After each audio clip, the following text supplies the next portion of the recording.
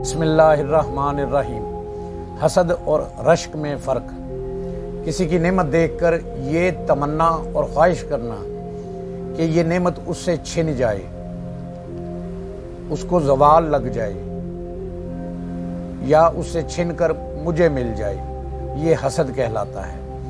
حسد سے بچنے کے لیے اس کے عذابات اور نقصانات پر غور کرنا چاہیے۔ مثلاً پیارے آقا کریم صلی اللہ علیہ وآلہ وسلم کے فرمان عالی شان ہیں، حسد نیکیوں کو اس طرح کھا جاتا ہے جس طرح آگ سوکھی لکڑیوں کو کھا جاتی ہے۔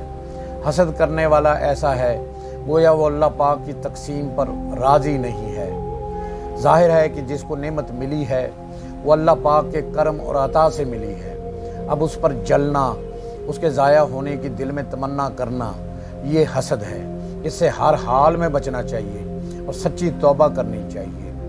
رشک کا مطلب یہ سوچ رکھنا کہ اس کو جو نعمت ملی ہے اللہ پاک اس میں برکت دے اور ایسی نعمت مجھے بھی عطا کرے، کیونکہ اس کے دربار میں کوئی کمی نہیں، وہ سب کچھ عطا کرنے والا ہے۔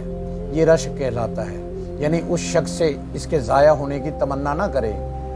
رشک دین اسلام میں جائز ہے، لہٰذا اگر کسی کے متعلق حسد پیدا ہو تو بندے کو چاہیے کہ کوشش کر کے اس حسد کو رشک کی طرف کنورٹ کرے، یعنی بدل دے، یعنی یہ تمنا کرے کہ فلاں کی نعمت اس کے پاس بھی ہے، اے اللہ پاک اپنی کرم نوازی سے، اپنے فضل سے اسے بھی برکت دے اور مجھے بھی ایسی نعمت سے نواز دے۔